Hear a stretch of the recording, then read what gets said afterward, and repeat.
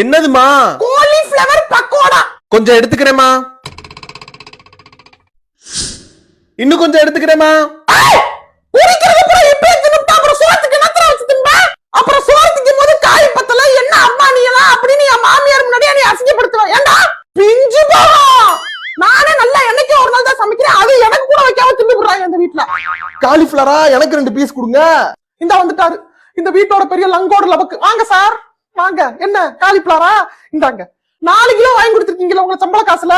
2 kilo உங்களுக்கு, 2 kilo உங்க தங்க வாங்குறதுக்கு. அவனாவது பெத்த பிள்ளையான்னு வெறிஞ்சோராவது போடுவேன். நீங்க மாமியாரோட பிள்ளை. காலிஃபிளவர்ல கைய வச்சீங்க சோறு கூட போடாம உட்கார வச்சிருவேன். மாமியார் இருக்காங்களே இப்ப கக்காம இருக்கல எல்லாத்தையும் கக்கி விடுவேன்.